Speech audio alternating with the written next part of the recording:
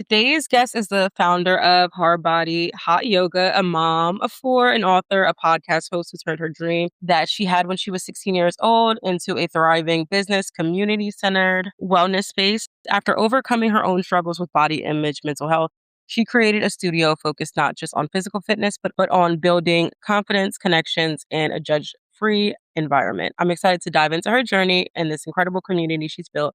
Please welcome Kimberly from Hard Body Hot Yoga Fitness. Hi. Thank you so much for having me on today. Of course, of course. Are you ready to dive into some good questions we have for you today? Yes, of course. I'm ready to answer all the things. Okay, well, first, you can just, introduce yourself. I did a little mini introduction, but if there's anything that I missed that you want to go back over, you can. I think basically got everything. Yeah, my name's Kimberly. I am the owner, and we've been open for 2 years. I am an author. I wrote 2 books about body dysmorphia, eating disorders. And I have a podcast. I have all the things. So just dive in on all the things. And I have 4 kids and I'm a foster mom. So there's a lot we can talk about. Your dream was to open a gym when you were 16 and you had created the name for it. How did that idea start? Like, how did you create that? What was your mind frame when you were like 16 at that time? Yeah, so I grew up in a family where fitness was just a thing. Like, it wasn't always the healthiest, I would say, because I did see a lot of different things. So my mom always did all the fad diets and things like that. But my dad always used to just work out and exercise. So then I just started doing that and I started seeing results and feeling better about myself. And I wanted to help people feel that way too. So when I was in high school, I used to do like little meal plans and things for people for free, of course. We would like meet on my front porch and then like I would check on them at lunch and we would go over little meal plans and workout things. And I just always had the urge to help people. But fitness was always like in my heart. Like I tried other things, but I don't know, just at 16, like when I started helping these girls achieve goals, when I really didn't even know what I was doing, I was just essentially going over like, what they were eating. And I was just trying to help them design a plan for them and their body. And it was working. And I was like, it just made my heart so happy because I was getting told that I was like changing lives and I was like 16. And I was like, fitness makes me happy. It makes me mentally happy. It's transforming my body, my life. So I'm going to open my own gym one day. So it was a gym. It wasn't always a fitness studio. Okay. But that did shift when I got certified in yoga. Okay. That's when that shifted. So how did you create the name? Where did the name come from? Oh, so the name, it's super funny. So I worked at a diner and me and my friends, we just used to always talk about our dreams and goals just because I just was like, waitressing is a very hard job. And I was like, I'm not doing this forever. Like I'm opening that gym and that's just going to be what it's going to be. And my friend was like, oh, let's go over names. And I was like, all right. And I said a bunch of names. Like some of them were weird. Like I think one of them was like Lucky Star. Like I don't know, like Lucky Gym. Like I don't know, like Kim's Gym, like Kimberly Fitness, all the things. But then she was like, how about Hard Body Style? And I'm like, well, style doesn't really fit into that. I'm like, but I like hard body though. And then she was like, yo, like anyone would be and I was like, I just don't want people, even then when she said it, I didn't want people to think that you had to have a hard body to come to that gym at the time. Like I said, it was a gym. But I loved it. And I was like, I like it though. Like it just hit. Yeah. Like it was just like, I agree. I don't know. Yeah, it just was like, all right. I'm like, I'll take the style out of it probably because I don't really know what that even whatever entails. But hard body, I like it. And then when we came to open the studio, I had a lot of people say stuff, not like clients or anything, but like family members and things, just trying to help me.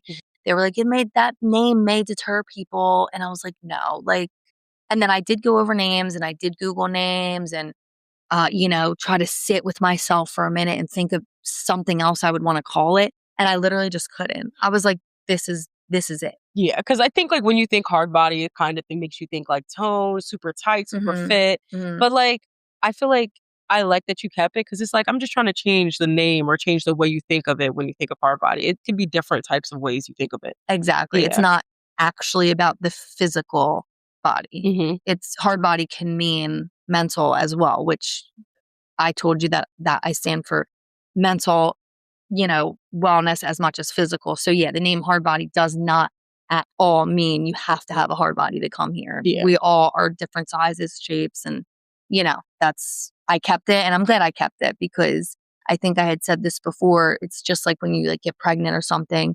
When you have that name of your baby, you don't care what anyone's saying. That name is the name, and if they don't like it, and my family came around, Hmm. and I did get a few things in the beginning where people were like, well, why the name Hardbot? And like they ask. Hmm. And I'm like, this is just a teenage dream that became a reality that I literally couldn't change. I feel like I was going to be going against what I wanted Originally, yeah. originally. That Yeah. was my original goal. My original mindset was that name, and I could not bring myself to change it. I was like, I will make people know that it is not about having a hard body. I was like, I am not changing it. I can't. I tried, but I couldn't, and I'm glad I did. Yeah, I 'Cause agree. it's a good name, Yeah, I right? love it. I think it's so cute. I think Thank you. it's so cute. Trust me, I Thank do. you. Good. So you talked about what fitness looks like in when you were growing up at your house, how your mom did things and your dad did things. What made you kind of go towards the yoga focus? What made you get into yoga? So, okay. I have extreme anxiety, like debilitating. Hmm. I still have it. It's gotten a lot better. I think honestly because I don't really have time to think. I mean, I still have it, but so I decided I was gonna so when I switched it over to deciding that I wanted to do a fitness center, Hmm. I was like, okay, well, let me get certified in yoga because at the time I wanted to try yoga for one. For two, I wanted I wanted to be mentally prepped. And I have always heard great things about yoga. I just did my research on it. And I'm a person that's go, go, go all the time. So I was like, okay. So I decided to get certified in yoga. I think it was 2019. But I always knew that I wanted to create my own space. So I never worked for anyone else. So I got certified and I never worked at another place. Like this See? was the first place Yeah. that because I was like, I'm going to do that. And then I'm opening my own place. But although yoga did change my life in that time, it did help me with my anxiety. I was a lot calmer. My thoughts were more focused and I wasn't like all over the place. When we opened Hard Body, I did want to add the end fitness at the end because I always knew that I wanted to add fitness Yeah. because that was who I was. Like I grew up in the gym, lifting the weights. I ran track. I was a cheerleader. We were always, doing something. So I'm glad that I added the add fitness Mhm. because we are actually more focused here. We only have quite a few yoga. We only have a few yoga classes now. When we first opened, it was mainly all yoga. Okay. Now it's more fitness versus yoga. But in all the classes, we do focus on the mental health Okay. aspect of it, regardless of what class it is. So, Mhm. yeah. All right, I love that. Mhm. Many people have dreams but don't always follow through. What kept you committed? So like I know it took you a minute, like literally within like the last 5 years to kind of get this like booming, but you definitely had this dream for forever. So Mhm. throughout the being a waitress and doing whatever, Mm. what kept you striving for this like idea? I think I know this sounds weird, but I'm very, very blunt. I just always felt like I was meant for this. Like, I always felt like I was meant for more. Like, Hmm. I don't know how to really describe it, but I feel like we're all put on this earth to do something. And I'm very good with people. I'm just a good people person and I love helping people. And I just always wanted more. And especially after I had my son at 21, my first son, my first child. And that was like, obviously, when I'm 16, your mind goes all over the place. Like, I went to college for a bunch of things, changed my major 50,000 times, but I kept going back to the fitness because that was where I was happy. Hmm. When I was working out, I was happy. When people were asking me questions about workouts, I was happy. That was my happy place, but it was also sometimes a trigger point for me because I have those eating disorders and things like that. So, I just kept myself going because that was where I was happy. That's where I felt like at home. So even though I went to college for all these things and tried other things, I've just always believed that like your job, like you should be happy, Yeah. right? Like you live one life. Yeah. And then, like I said, after I had my son, I was like, oh no, I have to make something of myself. Like, and I'm going to stick with this fitness goal, no matter if it's a gym, a online thing. Like, I knew it was going to revolve around fitness. I didn't always know I would get the opportunity to open my own place. So for that, I'm very, very grateful. But yeah. Yeah.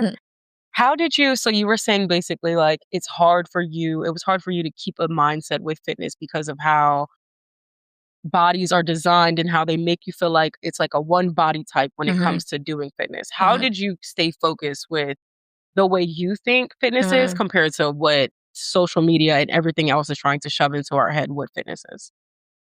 Um, I don't, that's a hard question just because for so long I was just programmed to think like most young girls think still now, because Yeah. I have daughters too, and I went through a struggle. I mean, it was a struggle to understand that all bodies are made different and we don't all have to have that size zero mentality and look like we belong on the cover of a magazine.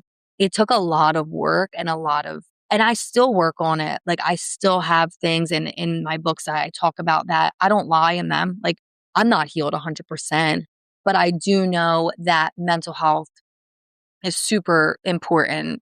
Like, to me now that I'm 40, which I hate to say.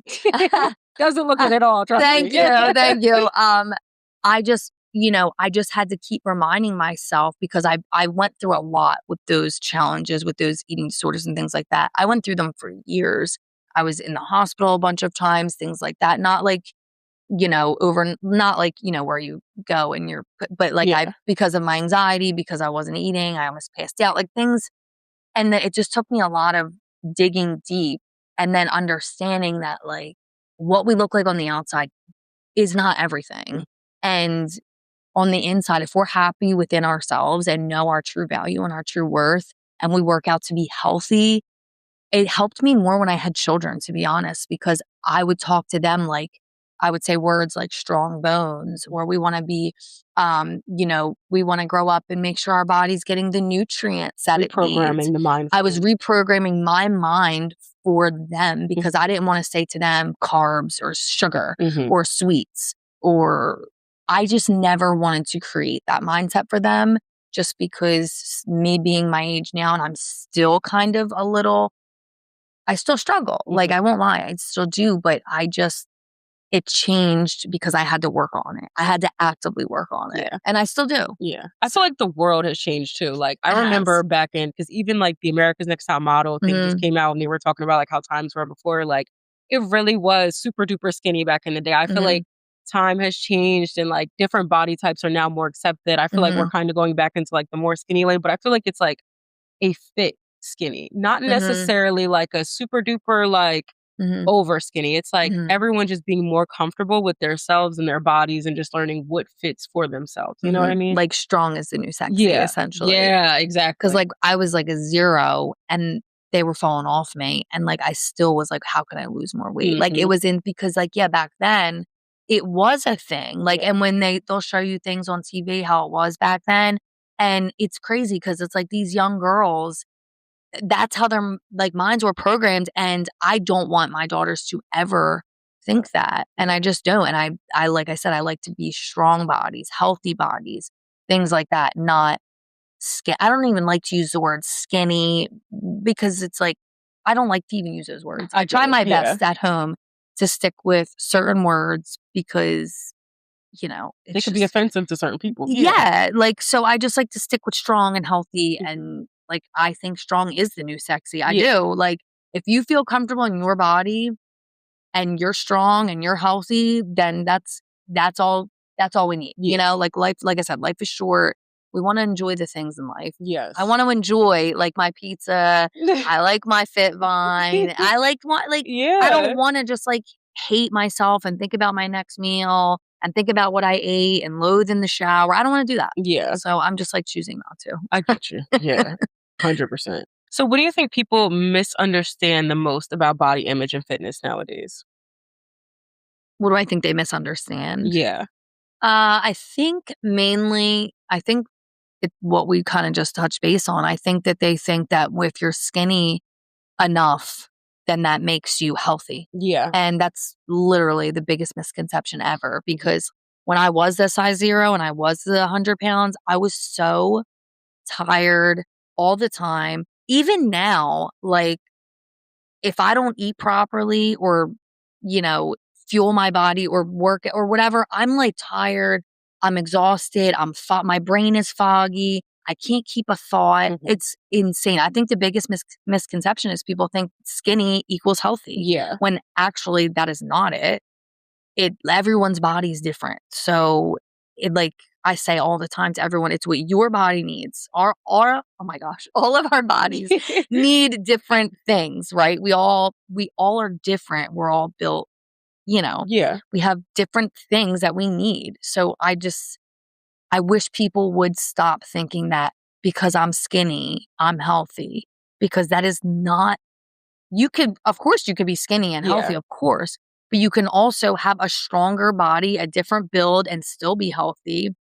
It doesn't really matter. I think that misconception is going to be a misconception for forever, probably, Yeah. because it's going to carry on and carry on unless people talk about it, try to change it. And, I think that it changes with, as long as we keep passing it down, kind of like I said, Yeah. I'm trying to pass it down to my daughters, Like, and mhm. understand that, because I agree with that. I feel like we're kind of like the start. And I like that nowadays the adults are kind of like pushing the different mind frame and changing the mind frame because, like you said, it's all about how you feel. And I feel like our generation is kind of the shift now because before it was like super skinny, super this, super that. Now it's like, okay, but how do you feel about your body? Like, Mhm. I feel like there was a shift when like Lizzo came in and people were like being more comfortable with like seeing bigger people and Mhm. knowing that. And like, I always said about like Lizzo, like, you can say what you want, but she's on that stage for hours, like dancing down, Mhm. pouring down. Like, you can't, She's dropping it low. that's what I'm saying. Like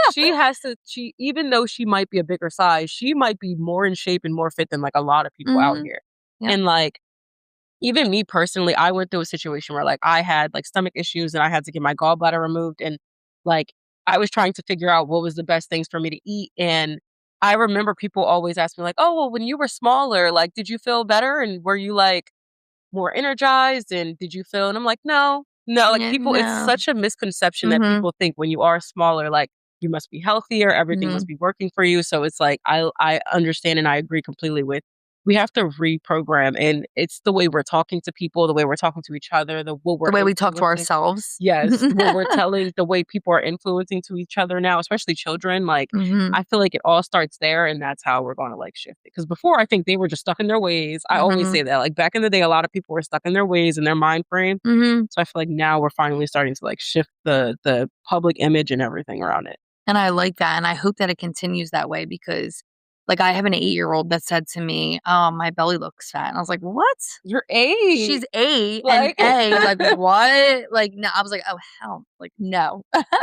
And I just really try to push the strong bodies, healthy bones, and I use words that aren't triggering, Mhm. essentially, for me too, Yeah. because, like, I don't I still sometimes get triggered. So, like, Yeah. and it's, like I said, it's a battle that you're gonna continuously Deal with. deal with, Yeah. and you have to just program the mind, talk to yourself the way you wanna think. Yeah. And it's really hard for people to do that. Even me sometimes, like, like, you gotta tell yourself, and you really will start believing it. And I do feel like with the kids nowadays, like, they're just so programmed to wanna be like, I know, like, when I was younger, there was justice, there was kid stuff, there was so much kid Yes. stuff, like, Guess what? There isn't now. I know, there's, like, Mhm. nothing for them to get into, so No. now they're looking up to, like, us, and they're like, "Okay, well, like, I wanna wear the crop tops, and I wanna wear this," and it's like, Mhm. "Girl, we don't have to get into all Yeah, that yet," and no. that's where it starts off, like, that's where Mhm. you're looking at your body and you're even questioning, like, I remember, like, I did cheerleading when I was younger, and, Mhm. like, we did travel, so I remember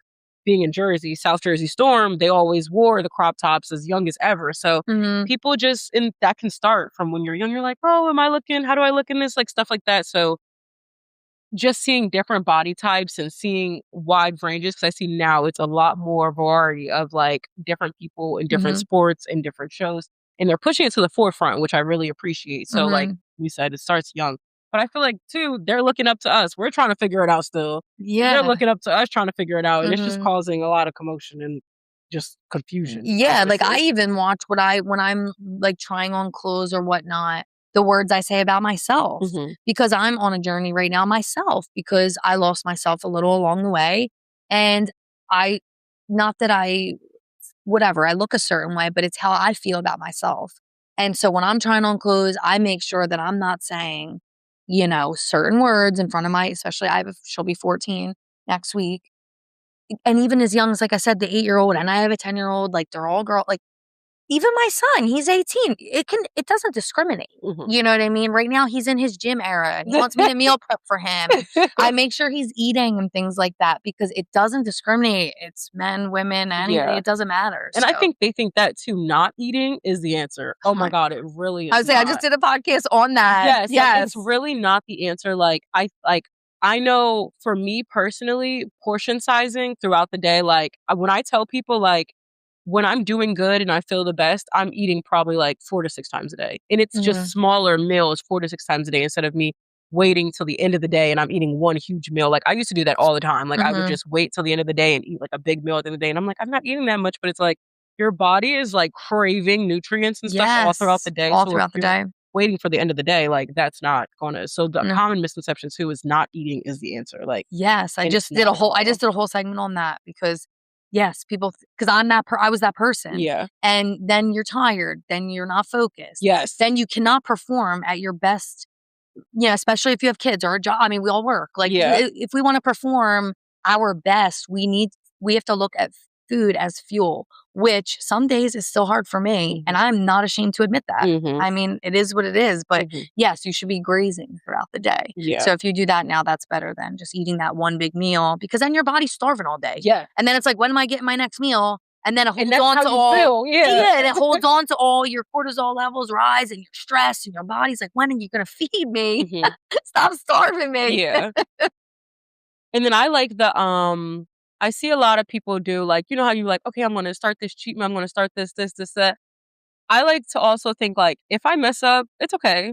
Just Mhm. like I say to myself, for the next day, I can start over tomorrow. I can start over tomorrow. It's nothing wrong with starting over tomorrow because, like you said, I enjoy my pizza. I enjoy my Mhm. sweets. Yeah. I don't mind, kind of watching and contributing and thinking about, what I'm eating. But sometimes it doesn't hurt to eat that cookie. It doesn't hurt to do those little things Mhm. because, like you said, life is short and we Mhm. should still be able to enjoy the good things. Just because we're Yeah. fueling our body doesn't mean we shouldn't be able to. Because all the food that is out here nowadays, Yeah. it's just some Exactly. And we have to enjoy life's simple pleasures. I exactly. mean, but like I won't lie, sometimes I do beat myself up. Mhm. And that is the worst thing you could do. Like I just went on a trip to Mexico and I did all inclusive. I did eat and drink all of the things. And then I did come home and I was like, "Oh my God, now I got to do all this stuff." And it's like that's where I backtrack a little bit and Yeah. then I have to remember, "No, I'm fine." Me enjoying myself for 5 days it's fine. Yes. I did enjoy myself while I was there. It's when I'm done, then the guilt sets in, Yes, it's right? It's the the after. aftermath, Yes. right? But it's like, but then if you take away everything that you love, like if you love pizza, like I do, Mhm. I'm a pizza gal, and I like wine. If I cut that completely out, I will. Then you binge eat, and then it's like, instead, if I'm on the boardwalk for the first time in the summer and I want my slice of boardwalk pizza, I'm Mhm. going to get it Yeah. because if I don't, then I'll binge, Yeah, and then literally. then then you're like, okay, It's all then it's like it's all over from over. It's there. I gotta start Yep, all over. yep. I guess all over. All my progress is gone. So yeah. So you've written books about sharing your journey through body image and mental health. What inspired you to be so personal with your experience and even share that? Well, yeah, writing them, I would say it definitely put me out of my comfort zone. I have not even let my daughters, not even my 14-year-old, read them yet Mm. because they are very, yeah. When I reread them, I'm like, oh, damn. Oh, Oh, yeah. damn, I wrote that. Okay. But I think it was just because I was going through so much and I had spoke to so many people and so many people were just like, you know, they saw me differently than I saw myself.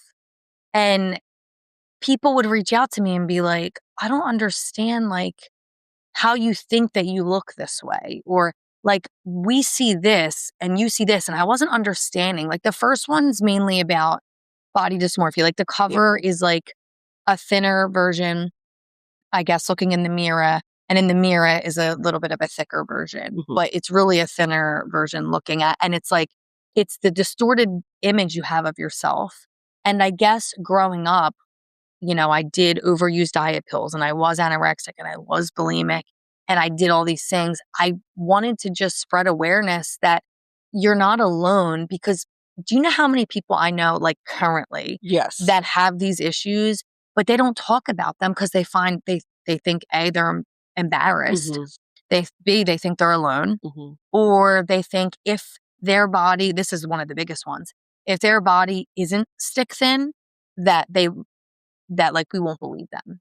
Like they think, and that's a misconception. You could be anorexic or bulimic and you could be a bigger size. Yes. That does not mean you're a 0 or a 1 if you're bulimic or anorexic. That's not a thing. So I had a story to tell, and it started at such a young age that I really just wanted to help people. Like I knew, like obviously writing my own books I wasn't going to be a New York Times bestseller. It wasn't about the money, the dollar signs. It wasn't about any of that. Just it was about information out there. It was getting it out there that like you are not alone. That everybody at some, part of their time of life is thinking that. Like I said, men, women, kids, it starts as young as 8. Maybe even younger. Maybe my daughter has thought this sooner. But like I just really wanted to spread the awareness. That's really, I guess, because so many people that I knew and that I still know go through it, but you would never know. Exactly. And I'm like, wait, what?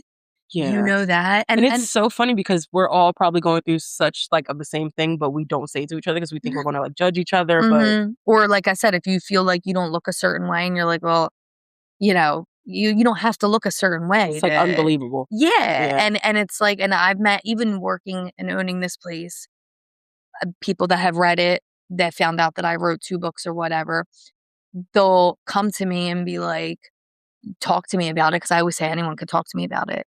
And they would like, I would never believe or think that because they come off so confident. And it's just people with internal struggles that you would never guess. And it's refreshing to people to read that somebody they know or somebody that's just raw and real. I'm completely raw and real in it. Like it's tough for me to read. I'm like, damn. Like I said, damn. People know this about me now. That's great. But it helps people. And that's, you know what? If I help someone, whatever. That's all that really Whatever. matters. No one's perfect. It is what it is. It's my story. So what has been the most meaningful feedback that you have got from receiving the books that you shared? So I get a lot of like around the same type of messages, but I would say I got a message from somebody that I did not know, which obviously when I get messages from people I know, that's amazing as well. I love talking to people about it. But I got a message from someone that was a friend of a friend, and they had seen that he reposted when I first wrote the book. And she had told me she was at like the darkest times of her life. And she was also going through the same things, and that she was like throwing up every day. So much so to where it was like she had to go to the hospital, and she felt super alone. But then when she saw that just like a regular person, wrote a story about it, that, it saved her essentially and made her not feel alone. And that's exactly what I wanted. Yeah. Because I was like, she's like, you were so real in it. And then the fact that I answered her message on my Facebook made her even love me even more, which was because it feels like sometimes like when you see a person, even if it's like social media, it's like a detachment thing. Like it's like, oh, it's not real life. So like I could say this to her, she might see it, she might not. But the fact that you actually replied to her probably. It really did. She said that too. She was like, not only did I feel like I was connected with you through your story because it was so real, she was like, the fact that you just answered me. And I was like, and we were talking for a while, like via, Facebook. And her saying that I essentially like saved her life, like she was in the darkest times, and that her reading that she wasn't alone and there was other people out there like that really, really meant so much to me. But they're mainly the messages that I get, like people just saying like, oh, wow, I never knew, they'll pick a certain point of the book because it touches base on a lot of things. and they'll maybe sometimes pick apart like, oh, wow, I didn't know you went through this. Or, wow, I didn't know, you struggled with this as well. Mhm. I'm also struggling with that. So I feel like a lot of the messages come across as the same, basically, like that I am helping them and that but the one saying I essentially saved them, that made me like tear up because, and then we did chat for a while. And I'll check in time to time with Oh, that's so people. sweet. Yeah, like I Yeah. really try my best to talk to people when I try not, because in the back of the book it says I have my email and everything. Like if you want to talk, reach out, and I don't want to do that and not reach back Actually out. reach So I out. Yeah. actually do when people text or reach out via email, or if they find me on Facebook, I do reach back out. I really try to stay as influential and as helpful as I can. I mean, I'm not a pro, but I mean, I just went through it. So, Yeah. and I'm just a regular person. So, So what differs from the 2 books? I know, is it like a continuation or is it a little bit different in them? when I wrote the first one, it was essentially about my teenage years. And it was about the anorexia, the bulimia, the overuse of diet pills, and the body dysmorphia.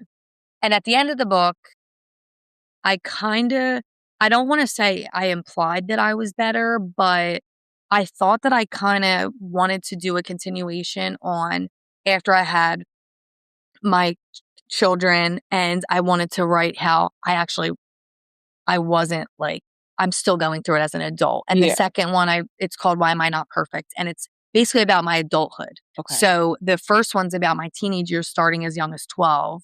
And then the second one is a continuation about my adulthood, about when I became a mother, um, how my body reacted after each pregnancy. And at the end of the book, basically saying I'm not healed Mhm. completely and still being completely raw as an adult and letting people know that it's still there, but it's, Yeah. you know, I don't wanna say too much because I definitely want people to be interested in reading your books, yeah. but can you share a little bit on how the experience was being pregnant and, like you said, as your body changed throughout so many times, like, how Mhm. did you experience going through some of the stuff that you went through younger, but now as yourself in your adult body? Like through my pregnancies, Yeah. like change, like my body Yeah. changing. Yeah.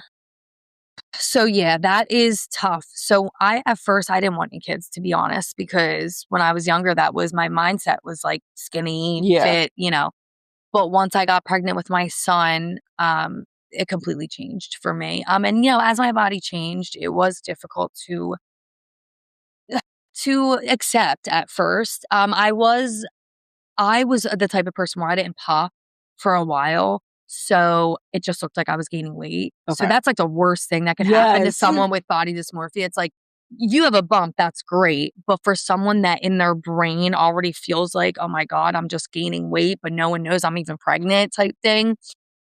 It was a mental battle. I won't lie, it was, but I just had to keep reminding myself that I had to eat to fuel my body for my baby. I did have issues with my first and second pregnancy. I was high risk with my second pregnancy. Um, and I had to take it easy and things like that. I was actually eating so much. I think on my second pregnancy, I was like, I'm pregnant. I'm going to gain weight anyway. Yeah, so I might as well just yeah. But I almost got like the gestational diabetes because Oh, I was eating wow. so much. Like I was eating so much. See, I didn't even think that was a thing, like, I thought when you get Mm-mm. pregnant, you just eat. Yeah, no, and believe me, girl, I was. I was like eating everything in sight.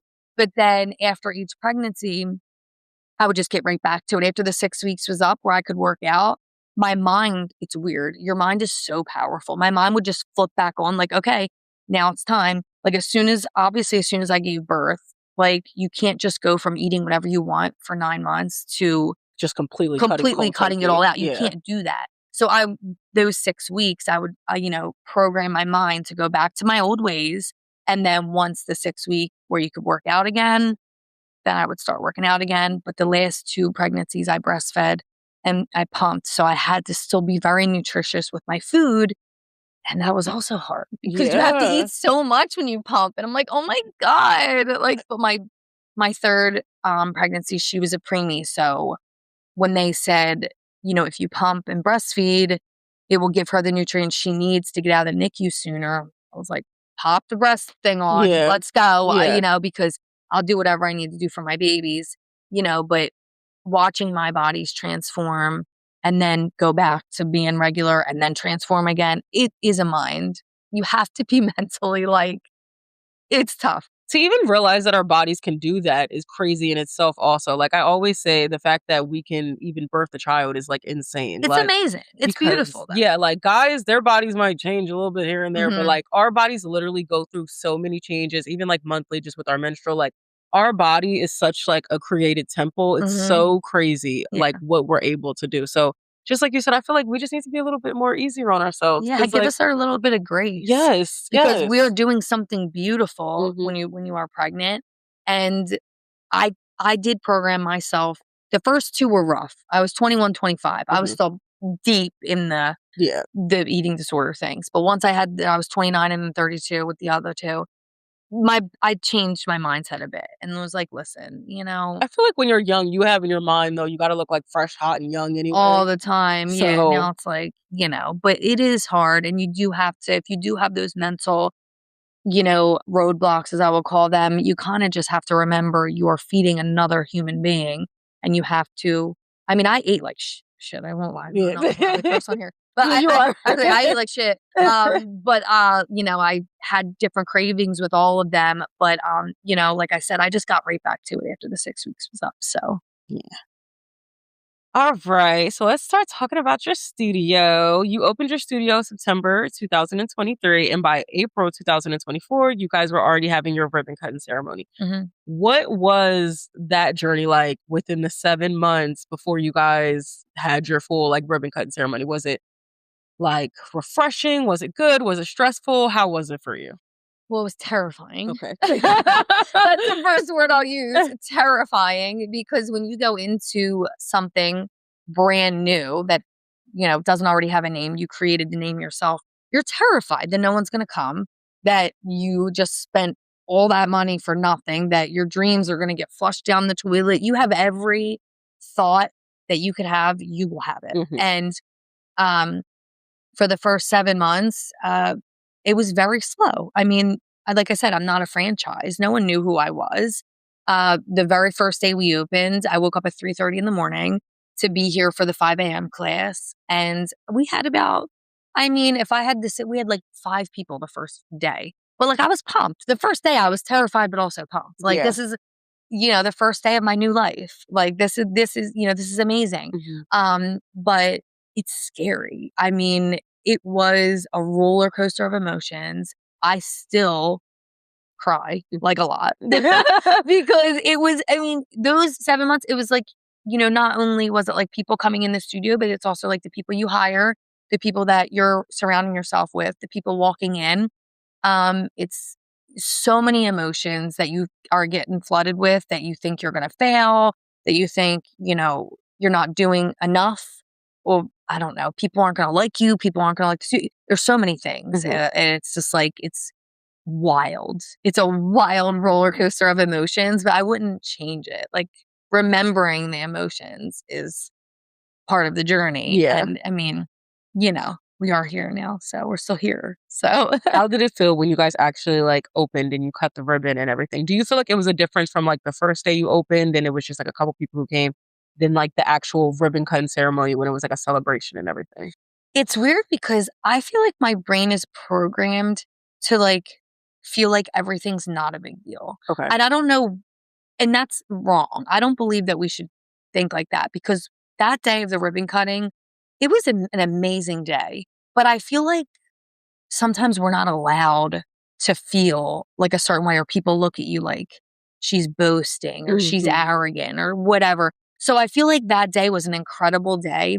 And when I saw so many people show up, I was like, this is nuts. Like, I didn't think that that was going to happen. Like, there was so many people here, and like having like the mayor here and all the people in Westville, and it was beautiful. Like, but I didn't expect that like at all. Like, Yeah. I wasn't even prepped. Like we had like some, refreshments and things like that and some snacks, but I did not, like, when I looked outside and seen the people out in the streets, it was an overwhelming feeling. I cried. I was like, Oh. yeah, I was back here like crying. I was like, what is going on? And I was like realizing, like, and then my cousins and like, my friends and my sisters and everything, they were like, this is an amazing moment. Like, you bask in it, like, enjoy it. Like, you're only going to get one. You did it. And Yeah. like, you did it. And I'm like, I did. Oh my God. But it's like, I don't know. I feel like the world sometimes puts people down that like succeed. And Yeah. I It feel feels like like, it needs to humble you. Yeah. yeah. And I feel like it almost is like sometimes scary to express that you're excited about something because you don't want people to think, like I said, that you're gloating or Yeah. boasting. But at the end of the day, we worked hard for that. And I feel like people should be able to be proud of that, Exactly. So, Yeah. yeah. I agree. So you also sold out your first event. I'm trying to remember, what was it? It It was the was Pilates and the Pilates Prosecco. and Prosecco. Yeah. How did it feel to sell out like your first event? Oh my So God. I cried. And that'll be my answer for everything. I cried. yeah. I cried. I mean, it was because I was like, oh my God, like, you never know, like what you just don't know. You go Yeah. into something blind, you have zero idea what's going to happen. And it's kind of like when I first saw that it was like, oh my God, we only have 5 slots left. And then I was like, oh my God. Like, even when I first started planning it with the instructor at the time, I was like, well, let's hope some people buy it, Yeah. and then it was like another one, another one. I'm like, oh my God, we're almost sold out. And then it was like people were calling, trying to get in. And I was like overwhelmed with just like, holy shit, like this is really happening. Like people want to come. Mhm. They want to come and do this event. And it was one of the best events. Like that was one of my through all the events. I mean, we have amazing events here, but that was such an incredible bonding experience for so many people.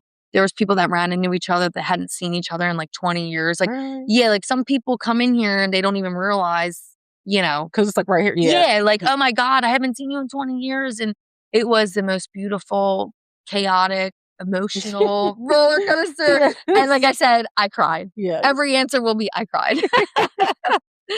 Do you feel like the events kinda started to push more people to come here and do you Yes. feel like that's what kinda drove your So, I was gonna ask you, like, how did you start to really drive the traction in to, like, get people to come? Like, what do you feel like was the best marketing strategy you did when it came to trying to get people to come in? Well, I mean, obviously just being consistent with like posting and things like that and never giving up. I just like, and then following the trends and things like that. Yeah. Obviously we have to do that, but I want to say yes. It was the events. I started doing a lot of events and not only, I think I try to look at things like what I like, right? As a person, Yeah. me, I like to try to like, this whole studio is basically based around what I like put into one place, right? So I was like, I love Pilates and Prosecco. Let's Mhm. do that. It sounds good together. People, and even for people that didn't drink, we had non-alcoholic options and things like that. So then, I wanted to do kid events because I have children. I saw that, yeah. Yeah. So I'm like, okay, let's do like all right, we just did an event with, Pilates and there was alcohol, there was mocktails, there was things like that. Now let's do a kid event. And, I think that we kept doing them and we were selling them at a ticket price, obviously not like member in the beginning, you want to give your members obviously perks, but in the beginning you really have to be careful because you're growing. You Yeah. need to be able to keep your front doors open. Exactly. So it was a ticket price, but people were buying them and they were loving it and they were loving the different types of events we were doing and how we had mocktails and cocktails and then the kid events and all the kid events were different. One we did where the parent was involved, like a parent and me, and then a couple we did with just the kids and the parents would watch. And then afterwards, the instructor like did little plants with them and we bought little seeds and they Oh, went home that's with a little plant with their names on them. She cricketed all their Yeah. names on them. So we really try to cater to everybody during the events and Mhm. make it super special. Super community. Yes. Yeah. And to where people aren't and we build it like bonds. Like we all bond here already. We all have bonds, but when we do those events, it's like the community just really comes together and it just seems more inclusive for that day. Yeah, I see you guys even, like, travel and go to, like, do different stuff together. Yeah. Like, you guys are really, like, community, like, Yeah. family I was based. just I at love a that. bank yesterday all day. Yeah, see? Yep, a bank. Yep. And we love our bank that we go to. So we do. We really I've done quite a few collabs outside of the studio. And we love Yeah. doing them. So You do it also with I saw, like it's like a restaurant, you guys do, like, the brunch, and then you do the workout. How mhm. did you go about, like, trying to start doing things, like, at other places instead of it just being here? Like, how did you reach out to people? So for that one specific event, I know the owners. So Okay. it's a woman owned establishments. We all like to support our women, Yes. So I actually know both the owners, and we had always just discussed doing something. So for that one specific event, we just decided together that we were going to do that. And they're super amazing. And I did it out on their patio, and then they um, provided the cocktails, mocktails, all the food, and people loved it. We're going to do another one Yeah. once it gets nice out, because people do love being I was outside. about to say yes, and the weather's getting nice. Yeah. And then like for I think we did a couple on like some farms. We did like some goat yoga and things like that. I think for the first one they reached out to me. I get a lot of people reaching out. See you. Yeah. And we do like there's the brewery across the street. We did one with them, and we just a lot of people reach out to me, really. Yeah. And I love it. I'm like, Yeah. all right. You're like, and yeah. like let's do it, because I like meeting new people and creating that sense of community with new people. Like, cause you never know, like if you go to a place, you never know what door that's going to open. Exactly. You never know who you're talking to. Exactly. And actually I have a funny story. So we are we're a collaborator with TD Bank, and they opened a wellness center.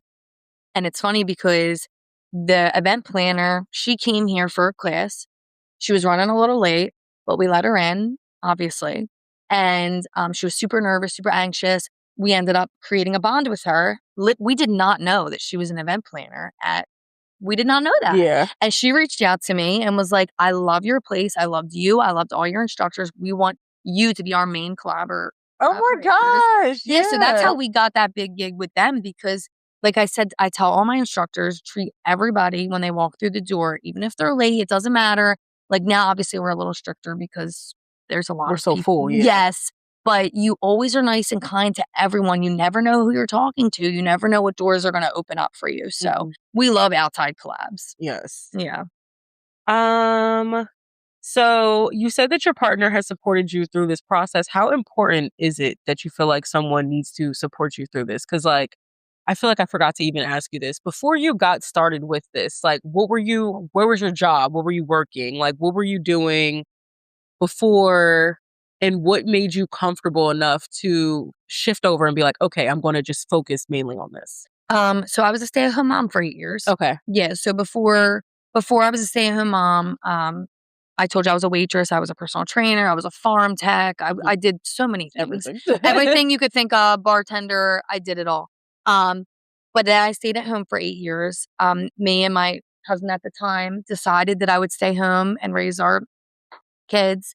And then he actually was like, we had an opportunity where we had the funds and the, things, the financial stability to be able to open a company. And we wanted to always open our own thing. And he was like, it's now or never. And I won't lie, I was scared. I was like, well, maybe we'll do something else, because what if no one comes? You're like, maybe something small. Yeah, and I was like, maybe I'm not ready. And then my dad and my stepmom were over visiting at the time, and they were like, but why not, Kimberly? They were like, you've been wanting this forever. Like, this is your shot. They were like, why wouldn't they come? They were like, instead of thinking why, won't they? Think about like, why would they not? Why would they not? Yeah. Like, you're an amazing person. You're great with people. Like, you have this vision. You know what you're talking about. You love exercising. You love people. Why not try it out? And I think if they didn't say that to me, we were sitting on my back porch. I'll never forget. It was like a very hot summer morning. And I was just like, I guess, like, all right, you know what? Screw it. Because then at least I even said, if I fail, then the what if factor will be gone. Because if you want something so much and then you never do it, that what if factor never leaves. It'll kill you. It'll kill be in the back of you. your head, And I didn't want to be like 50 and be like, what if I would have did it then? So the fact that I had their support, and then all of my friends and family were super supportive. Like, you're going to do an amazing job. Everyone's going to love it, And if I didn't have the support of others, I don't know if I would have actually done it, because I was terrified. Yeah. I really was. Like, the fear, like, kills all. Over. It kills all dreams. Anxiety. It really does. Fear moves to anxiety. It kills a lot of dreams. Yeah. It really does. And I'm so glad that I decided to take that leap, and I wouldn't have been able to do that without them. So what's maybe like a mistake or something that you wish you probably wouldn't have done in the beginning that you probably could have took back that you wish you maybe like when it came to opening and starting, Um, if any? I think I should have been a little more selective with who I hired. I would say this isn't just because this is my dream, it doesn't mean it's everybody's dream. So in the very beginning, I basically, even like my family and like sisters were like, okay, just because you interviewed doesn't mean, and Yeah. I'm just such, I don't know the word for it, like where I'm like, I give everybody the benefit of the doubt. Yes, I get you. And I think in the beginning, I should have maybe been a little more selective with who I hired. And I never regret anybody I hired, obviously, because everybody's part of your story for a reason. And I Mhm. firmly do believe that. Um, and I think that they're all part of my story for a reason. But then also, I think I wish I would have been more of like a stickler for running a tight ship. Okay. I feel like I'm a very nice person and I let a lot of things slide in the beginning and it kind of got out of hand a little bit where it's really hard to be a boss. It's hard to be Yeah, a it boss. is. And I mean, other than that, I mean, I think just I don't know, I just kind of navigated it as it Yeah. came. I kind of was like, as Yeah. situations, occurred, then I kind of just went from there. Yeah. I mean, but I don't really have any regrets really. Okay. I feel like it's hard to just micromanage people in general. It It's like is being a because like it's like I don't wanna it's I like don't really wanna tell you what to what to do. do. I It's like really don't. Yeah, like, it's not my favorite. yeah. What has been the best moment that you have seen with connections and friendships that have came from your space? So we had this one event and, like I said prior, we took the class and it's dim in there. So sometimes you can't see, it's not like dark. You were just in there, but Yeah. like it's dim and, sometimes you're not looking around. Sometimes people coming in, they're anxious and things like that. So they're not looking around. Yeah. And at the end of class, these two girls had seen each other. Well, I should say women because it was, Yeah. and they were like, oh my God, they were friends from like 20 years ago and they grew up next door to each other and they hadn't seen each other and they like lost touch somehow. And they were like crying and hugging and like they came up to me like, oh my God, if we didn't come to this event, we would have never reconnected. This is amazing. And now they're still like, now they're back to being besties and they go on walks and go to coffee. I've had people have boyfriends in here that are now engaged and like Oh, people meet and make connections in here yeah. because we're so community focused that we go out, we'll have lunches together. We all are friends in here. Like we joke, I have like everyone's number. And like people talk like text me all the time. And Yeah. like I said, like we go on walks, we'll go out, we go to dinners, like people just really connect in here. But that one moment where they were best friends, but then somehow they don't even remember kind of how they lost touch. But then seeing each other like, wait, is that you? Is that you? And then they were like crying and And coming into hugging. this such calm spirited area to just even have that encounter is just Yeah, so it was yeah. so beautiful. I think I cried. See? I'm always crying. What do you hope that people feel the first time that they do walk into your studio? Like, what do you hope people's, like, first impressions are when they first come in? I want them to feel like they're at home. I want them to feel when they walk in that this is where they belong. Mhm. That's where I want everyone to feel because gym anxiety is a thing. Studio anxiety is an actual thing. One of my family members has it. And when they walk through the door, I want them to be like, I belong here. This is my home, second home, whatever. And essentially, that's the feedback that I've gotten, which also, again, makes me cry because I just want people to feel safe and comfortable and warm and welcomed. Yeah. And as soon as they walk through the door, my instructors are amazing. They make everybody feel that way. So I haven't heard anything bad yet. So I mean, I don't think that I it was gonna say, I will, don't think anytime soon, but yeah. I'm telling, like, I really want them to just feel they belong and this is where they're meant to be. So yeah. You're a mom of 4 and you're prepping to be a foster mom also. Mm. How has, the motherhood influenced your business and your mission and all of this as well? So I am a foster mom. So Yeah. yeah, so I am 4 kids foster mom. Um, so that just it makes me work harder because my kids, they see what I do and they are some of them don't even they're like, "Whatever." They're like, "Okay, mom, whatever." But, like, they look at me and they watch me being consistent. They watch sometimes the rough days, and they watch every move I make essentially. But them looking at me, knowing that if they have a dream and they chase it, They can they accomplish can it. accomplish it. Yes. That makes me work that much Yeah. harder because I want to be a role model to them. So me being a mom and having all those little eyes looking at me, it does help because I have rough days. We all do. And they know, like, okay, mom did it and mom, had us and did this and did that. And if I'm consistent and I don't give up, you can do anything that you set your mind to. And you just have to continue to be persistent, consistent, and have faith in yourself. And I think that builds confidence in them. Like them seeing me do that as a mother, I'm hoping that confidence will, Shift over shift to, over to yeah, them and their mindset, knowing, well, my mom did it. so I can do So it. I can do it. Yeah. If she can do it, I can do Like it. if she can own something, I I can sure do can. it. Yeah, Yep. exactly. Yeah. How do you balance everything because you just said you have 4. How Yeah. are you able to balance doing that and also doing this? Well, I cry a lot. No, it The is. release of crying is it's the best way to It's the release the best way. energy. I mean, listen. Sometimes I'm a very just like very emotional person. It is tough balancing it. I won't lie. Especially now that we're getting busier. I try to just put my phone down at a certain time, but I also don't want to miss clients. I also don't want to miss the opportunity to connect with other people. Yeah. But I would say the best way I do it is I do try to just put my phone down at a certain point. I'll put it on DND. I try to get most of my work done while they're at school, whether it be social media, answering DMs, emails, Google reviews, whatever the case may be. I try not to schedule anything like that while they're home. Now, once in a while, I obviously do have to come and bring them with me. So, my office is set up, the beanbag chairs and things like that, and toys. If I Yeah. have to bring them with me, they'll come and sit in my office because this is a family owned business. So Mhm. all the people know them and things like that. So I do try to keep that balance at home by just putting my phone down. It's hard, but because you don't want to miss clients Yeah. either. But I am a mom and mom is number one to me. Do you do weekends off or are you like So I don't teach on the weekends, okay. but like for example, this weekend we do have an event, so I will be here. Mhm. I don't always come to events. We just had a Okay. private event this past weekend and I was not here. Okay. And the instructors and the most people that we collab with, they do understand that because I do try to keep it a Monday through Friday thing for me. Mhm. That's just me. Mhm. And I do try to keep it, like I said, while they're in school.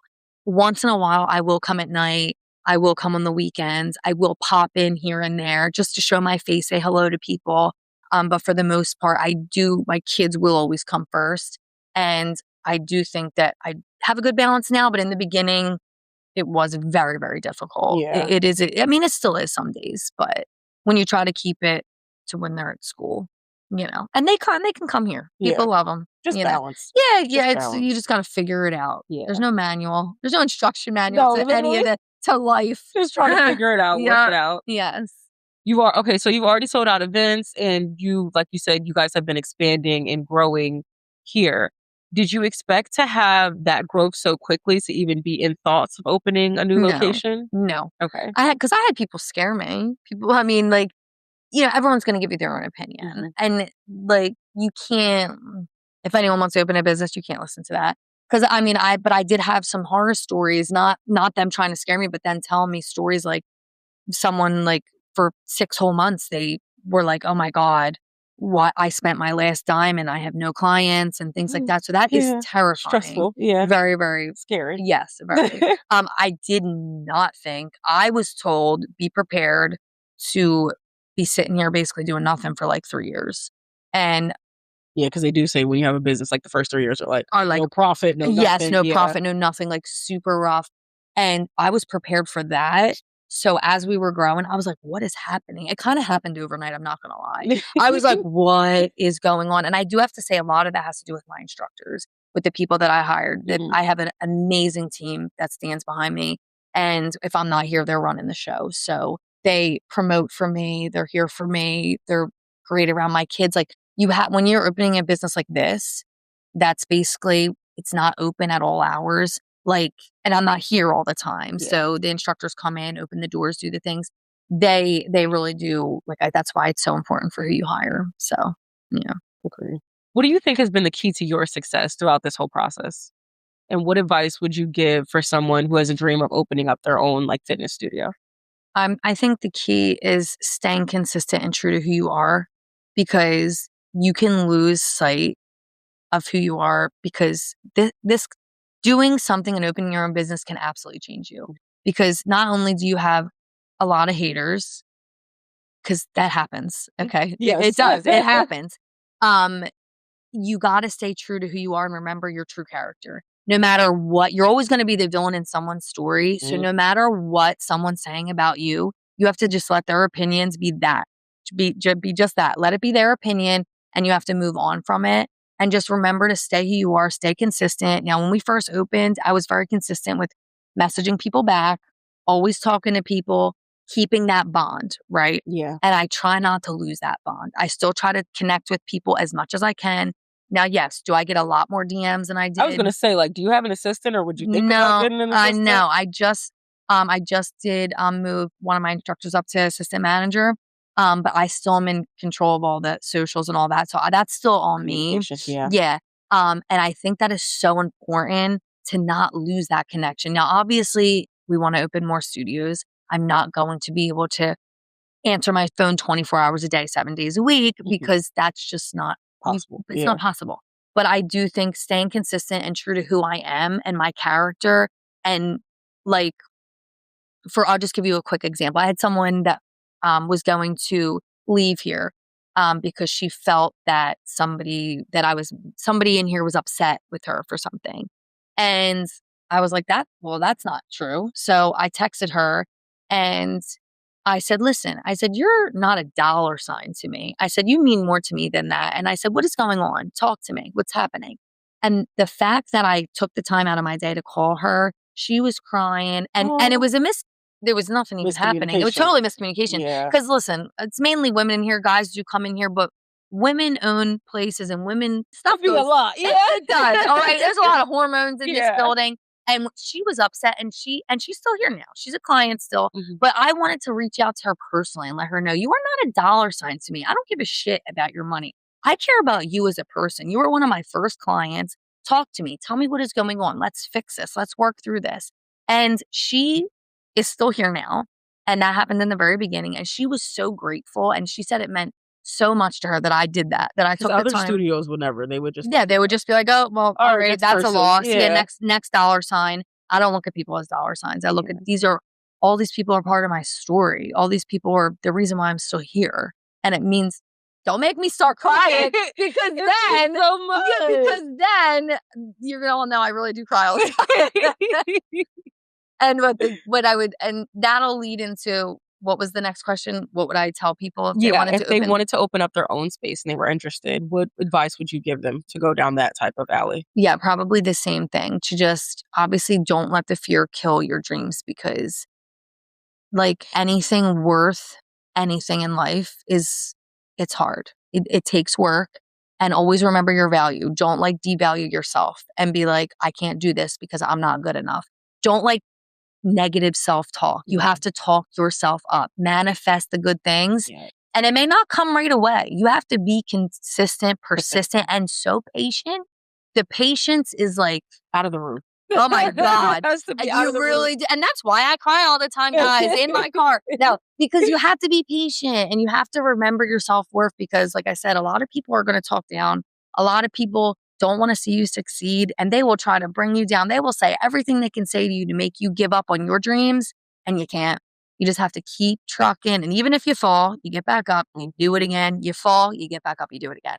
And that would just be my advice to anyone, is if you have a dream, just keep trying, Towards it. figure it out. Don't negative self-talk. And I mean, your dreams will eventually become a reality. It may not happen overnight, and you may need to struggle, and you may fall, and you may have people putting you down. You got to let those people go, because people that are putting you down, that just means they have insecurities in themselves, Exactly. and They're just they're projecting. yep. And no, and I stay true to who I am, because like I said, people say stuff about me all the time. I don't even care. I'm like, I know I'm not that. I'm like, what? That never happened. I'm like, you know what? People will figure out the real story one day. Exactly. That's not on me. So Exactly. yeah, never give up and just continue on and stay true to yourself. Okay, Yeah. perfect. Thank you. Yeah. You also host your own podcast, Barely Balanced. What inspired you to start that? 'Cause I feel like I have a lot to say, and I feel like, I just really wanted to discuss basically all these things we're discussing, that I'm just like a normal person Yeah. that I have so many dreams. I don't know the issue with me, to be honest, or why I have so many dreams, why one just can't be enough, and even, like, my sisters will say to me, like, "What else? Like, No. hello? Like, hello? Why are you doing so much? Like, can you ever just relax?" And It's like, no. And I I don't know know. why I I said, can't. My "No." brain is literally just No, programmed like yeah, that. yeah, it Yeah. is. I'm like, "No, I can't. I don't know why I can't." But, I just thought it would be cool to make a podcast about a real person, and none of them are edited. Sometimes you hear my dog barking in the background. Sometimes, like, you hear my washer on, like, and then obviously I'll get better at it, but I just Yeah. thought it would be really cool to let people know the struggles of having 4 kids, being a foster parent, because being a foster parent involves so many visits with, Yeah. workers, and he has my foster son, love him so much. He has his own little team of people, so I just thought it'd be cool to navigate life of being a business owner, being a published author, having all those anxiety struggles, eating disorders, all the things. I just thought it would be cool to have a real platform. Yeah. And like I said, I think I edited like 1 or 2. The rest are completely raw.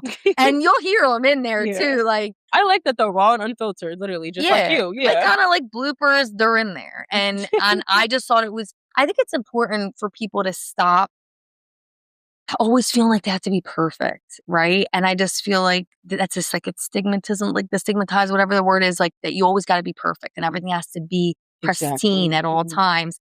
And I'm like, I'm gonna make a raw, real podcast about a mom of freaking 5, basically, running a business, I'm on my second freaking divorce. I'm not embarrassed to say it. I don't care. Like, Yeah. I'm raw, I'm real, I'm messy, but I'm also a best friend. I'm also a mom, I'm a girlfriend. I'm like all the things. I'm a cousin, I'm a sister. And it's just, I don't know. Yeah. It was just something that I thought would be cool. And I like it. I people love like it. it. Yeah, they're Yeah. like, Kim, we loved your last podcast. It was great. And it's, it touches base on all those things. But then I have a few fun episodes in there where like there's girl talk. I was gonna say, do you have guests on? Do you are Yeah. okay. So I just interviewed a nutritionist. She's super influential. I just did that like 2 days ago. I had one of my girlfriends on there. We talked about dating. I have a friend group. They're my chosen family, as I would say. I could not live without them. We were just talking the other night at dinner where we're gonna do an unfiltered, just like podcast. Like we're That's gonna cute. have some drinks, like some wine and Yeah. some girl talk, and we're just gonna sit there and Over dinner. yeah, Love it. yes, Love it. and Love just like it. raw because they all joke like, "Oh my god, we're wild," and I'm like, "We really are." Like, Like and if I just someone was to just listen to our conversation, yes, they would yes. yes. They always say that. They're like, "Kim, that's it. We're gonna," because they get a little anxious about it. I'm like, "Nah, you're going on it. You'll be fine. It's fine." Yeah. And it's just, yeah, it was something else that was on my list that I wasn't gonna stop until I did it. And I have other things on my list, and Yeah. I won't stop until Until they're done. Until yeah. they're done. They and, and all these little things they may not, you know, like I'm not striving to, make it, huge. It's just things on my list that I won't stop until I do it. And that's just the type of person I am. I I don't understand. know why. Yeah. I don't It's know just why. in you. It's Yeah, just I in get me it. to No, I keep get doing it. these things. Like, Yeah, I but get it. You're yeah. like, I don't care if there's a dollar sign behind it. It's just certain things that I literally like just are in my journey that I want to do and I'm gonna do 'em. Yeah, and then the thing, and they help people. Like I said, I met somebody. She came in here, and if it's someone's first time here, I'll say like, "How did you hear about us?" And she'll be like, "Oh, I listened to your podcast." I'm like, "You do?" Oh my Like god. it made me so excited. She was like, "Your voice was so calming." Like I thought to myself, I had to meet you, and I said, like that meant so much to me because I'm like, this is Yeah. just fun for me. Like obviously, I talk about some important things on there and things that I feel as if need to be heard. But when someone said they heard of this place because of my podcast, like normally it's the other way Wow. around. I just thought that was fucking awesome. Just, yeah, this is great. So yeah, yeah, All I'm right. crazy. No, I love it. I love it. So at the end of the month, we're actually going to be hosting an event together and we're excited about bringing people to our event to move their bodies and stuff like that. So I guess we kind of can just talk about that. So we're going to it's going to be a hot vinyasa and sound bowl sensation here. I have a girl who's coming to do the sound bowls and then we're going to be getting the hot vinyasa class from here because Hmm. they are amazing. So if you guys are interested, you definitely can check it out. The link is in my bio and stuff like that. It's going to be a really nice, I think we're going to have a tarot card girl come out. Love that. I'm looking for treats and stuff so we can have them come out. It's going to be a really, really nice event. So if you guys are interested, definitely check it out. You guys can come out. And then I guess the last question I want to ask you, if you could go back and talk to your 16-year-old version self who dreamed about all of this to see who you are now, what would you say to her? I would probably what I said earlier. I would obviously say I feel like I was very hard on my 16-year-old self. So I guess if I had to look back and say anything, I would just say again, remember your value, remember your self-worth, and just know that you are good enough and that just keep dreaming and never give up on your dreams no matter what anyone says. But I think mainly, yeah, it's just don't be hard on yourself and understand that no one's perfect. And that if you dream and manifest things that you can achieve your dreams and goals but you have to know your worth. And I think that's the hardest thing, especially in teenagers. Even in adults, you think that you're not valuable. You think that what you have to offer, nobody's going to want it. And yeah, it's sad because I was so hard on myself and I would tell myself, like, it's going to all work out. Because at the end, it normally does. Whatever you're meant for, it's going to happen. It'll all work out. And I mean, here I am. Yeah. I mean, I hope. I know she would be like, you did what? I know. I know. What? Yeah, Like, no, I was. Yeah. But yeah, I hope that I can pass that on to my kids and to anyone who, like has dreams and goals, and just remember your worth and remember that you are valuable. A lot of people just get nervous of that. They think that no one's going to want what they have to offer, or they're not good enough. And a lot of people negative self-talk. I know so many people. Yes. So many people. It's so hard it's so easy to start doing it. It's so hard to get out of it. It really is. It is. And I find myself sometimes being hard on people, and not because like I said, I'm far from perfect, believe me. But I find myself telling people, like, can you stop saying these things? Like, it's starting to, like, I have someone in my life right now super close to me and love dearly. And I'm like, can you stop saying these things? Because you're starting to believe them. I'm like, if you keep saying these things to yourself every single day, that's what you're going to start acting that way. You're going to start believing You're going to manifest. I say that, like, negative manifestation is a thing. Just like you can positively do it, you can genuinely do it negatively. Yes. And I keep telling this person, I'm like, you are an amazing human being. Start telling yourself that. Remember your worth. You are valuable. You are loved. You are worthy of love. Stop saying all these negative things about yourself, because this person is not a reflection of them at all. But they have it in their head that this is who they are. So that's what they start believing. And I'm like, oh my God, please stop. Like, it's making me nuts, because that is not who you are. So, but it's kind of like the body thing too. Like, that's how they're looking at themselves. It's like you said, like the mental and the body go hand in hand, because like how you can look at yourself in the mirror, you're like, this is not it. Just like how she's looking at herself in her head, she's like, and you're like, girl, what are you talking about? Like, what are you seeing? Like, I'm like, oh my God. Like, it's funny. It's actually a guy, but but I'm like, you need to stop. Like, wow. Like and like I said, I still do it to myself. We all negative self-talk. And then like, but a lot of the times when I'm in class, I obviously yell out inspirational things and quotes and things like that just kind of pop in there. Yeah. But when I see people that I love so much continuously put themselves down, it's just like, that is not going to get you anywhere. Like, how are you expecting to change when all you're doing is telling yourself you're worthless, or you're this, or you're that, or you're never going to get better, or whatever the case may be? You have to tell yourself that you are loved. You're worthy of love. You're going to be able to do these things. You're going to be able to change. Because like you said, manifestation is a thing. Yeah. And believe me, like I said, I'm not fully healed. Like, I can sit here and say this, till I'm blue in the face. But I still have the days where I don't want to get out of bed and I'm like, at all. and I can't do it today.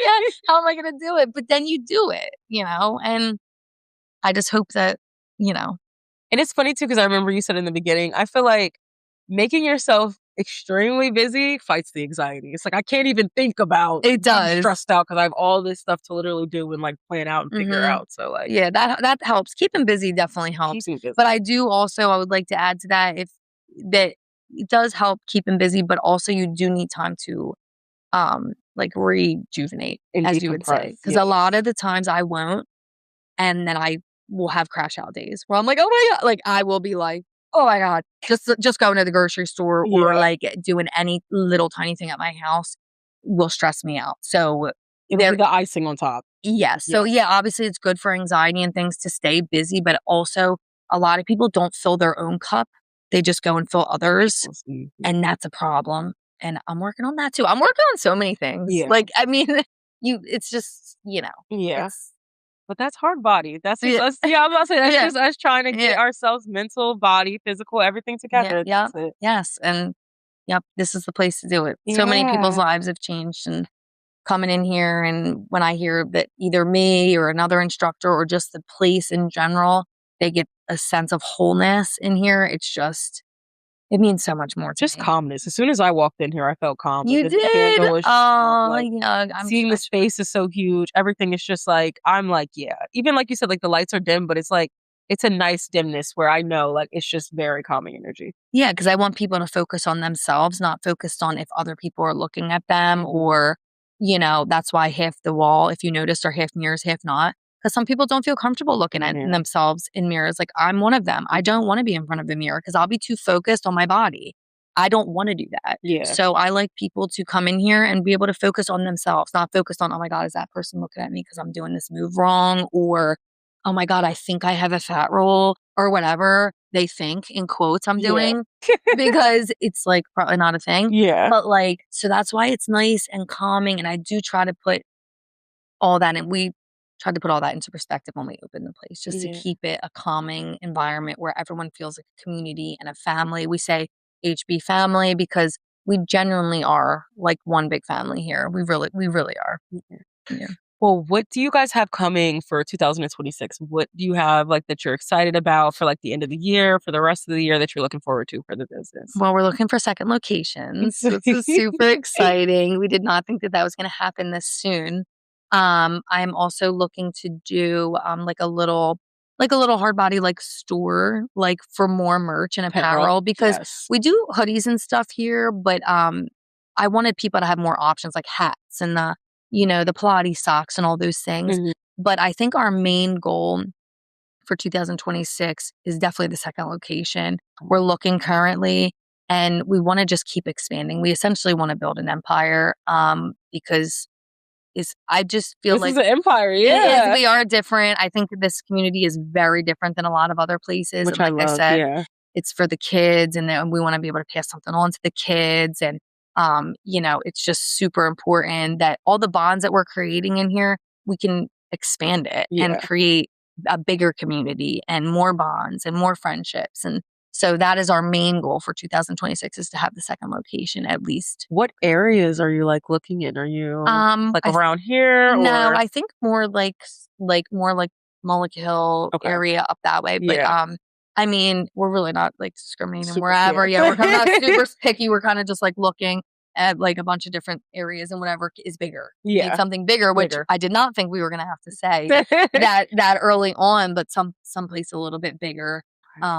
But yeah, we have a lot of goals and dreams still because I'm not stopping. Yeah. I don't can't stop, won't stop. I'll Yes. cry in my car, but I can't But we'll stop. get through the day. Yeah, exactly. Yes. Yep. Okay. Well, Yeah. thank you so much for allowing me to interview you. I'm so excited. I love everything that you're doing. I feel like it's really changing the mind frame around fitness. Like you said, mental, and just thinking differently on what fitness means to everybody. Instead of it Mhm. just being the traditional archetype of body, it's like you said, mental, physical, everything. So I Mhm. really like that you're pushing that, and I cannot wait to Yes. come. I'm going to come back for a class probably next week. Yes. So, Yes. You and have I can't to. wait to come for the event. Oh, I know. I'm So super excited about the event. super Yes. That's excited. gonna be so much fun. I I cannot know. wait for that. I And it's like know. different to sound bit. Oh, I love all Yes, I'm that. so It's excited. gonna be a vibe. But thank you for Yeah. allowing me to have you on Thank my you. Thank you so much podcast. for Thank thank you for interviewing me. It was you. so much fun. Yes, thank Yes. you. Yes.